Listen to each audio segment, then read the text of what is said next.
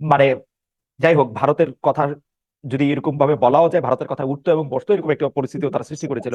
কিন্তু ভারত কিন্তু এই সরকার চেঞ্জ হওয়ার সাথে সাথে চেঞ্জ হয় নাই, আপনারা চেঞ্জ হয়েছেন, ভারত ভারতের আগের মতোই আছে। তার মানে জি। আপনারা কিছু কড়া কথা বলছেন, ইলিশও দিচ্ছেন। গত সরকার কড়া কথা বলতো না, ইলিশ দিত। আপনারা কড়া কথা বলছেন, ইলিশ দিতেন। এটা কি একটা সিম্বলিক যে আপনারা ভারতের সাথে একই রকম সম্পর্ক রাখবেন, শুধু কিছু কড়া কথা মাঝখানে বলবেন? ব্যাপারটা কি এরকম? নো, নো, আমি যতটুকু বুঝতে পেরেছি, আমি যখন এই ব্যাপারটা ইনভেস্টিগেট করেছি তখন কতগুলা কথা বলা হয়েছে, এগুলো কিন্তু আমার কথা না, আমি মানে রপ্তানির পেছনে কথাগুলো শুনতে চেয়েছি।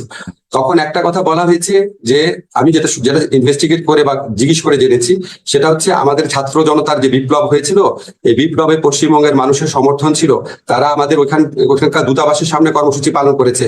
পশ্চিমবঙ্গের যে মুখ্যমন্ত্রী ছিল তিনি অত্যন্ত কড়া ভাষায় আমাদের তৎকালীন প্রধানমন্ত্রীর সমালোচনা করেছিলেন এবং এটা নিয়ে একটা টানাপোড়েনের সৃষ্টি হয়েছিল। এবং আমাদের এই ইলিশটা প্রধানত পশ্চিমবঙ্গের মানুষের জন্য যাচ্ছে, এগুলি কিন্তু আমার যুক্তি না, আমি যেসব কথা শুনেছি। আরেকটা কথা বলা হয়েছে, মোট যে ইলিশ রপ্তানি করা হচ্ছে সেটা হচ্ছে 0.29%।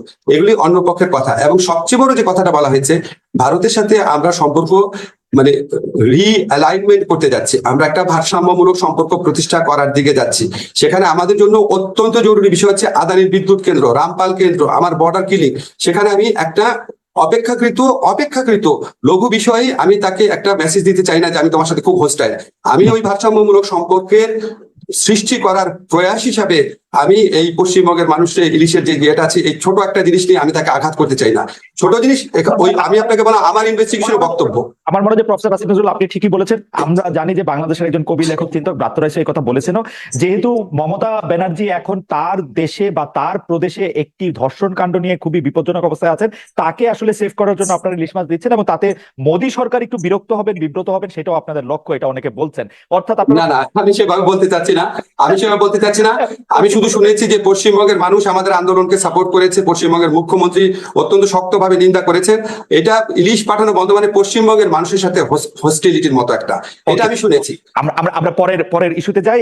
আমরা একটি জায়গায় আপনি বলেছিলেন, আমি আপনাকে উদ্ধৃত করছি, এটাই ভারত প্রসঙ্গ, যে আমরা পত্র পত্রিকায় পড়ি 26 লাখ ভারতীয় বাংলাদেশে চাকরি করে, বাংলাদেশের ছেলেরা চাকরি পায় না, রাস্তা রাস্তায় ঘুরছে, আর ভারতের ছেলেরা চাকরি করছে আপনি সরকারে আসার পরে। এই বিষয়টি সম্পর্কে আপনার আপডেটেড মন্তব্য কি? আচ্ছা, 26 লাখ ফাইন, ভারতীয় এখন কি করছেন? Thank you, thank you. এটা আমি প্রথমে আপনাকে বলে রাখি, এটা কিন্তু আমি উপদেষ্টা হওয়ার পর বলি নাই। অনেকে ওকে, এটা কনফিউশন ছড়ানোর জন্য, এটা আপনি ক্লিয়ার আছেন, এটা রাইট, আমি হ্যাঁ, উপদেষ্টা হওয়ার পর বলি নাই। আগেই এটা বলেছেন। উপদেষ্টা হওয়ার আগে ভারতের যে বাংলাদেশের প্রতি বর্বর কিছু নীতি সেগুলি সমালোচনা করতে গিয়ে আমি একটা পর্যায়ে বলেছিলাম। এখন আপনাদের যেই আপত্তিগুলো আসছে, প্রথম প্রশ্ন হচ্ছে এখানে 26 লাখ আছে কিনা। তাহলে আমি আপনার দৃষ্টি আকর্ষণ করি, ফিনান্সিয়াল এক্সপ্রেসে 2009 সনে বলা হয়েছিল 5 লক্ষ ভারতীয় এখানে চাকরি করছে, 2009 সনে। 2015 সনে ডেইলি স্টারের রিপোর্ট, 2015, আজকে থেকে 9 বছর আগে, সিপিডি সিপিডি বলেছে রেমিটেন্স পাঠানোর দিক থেকে বাংলাদেশ হচ্ছে পঞ্চম। 2013 সনে $3.71 বিলিয়ন, $3.71 বিলিয়ন 2013 সনে পাঠানো হয়েছে। এবং সেই রিপোর্টে বলা হয়েছে এটা অফিসিয়াল ফিগার, আনঅফিসিয়াল ফিগার এর চেয়ে আরো অনেক বেশি।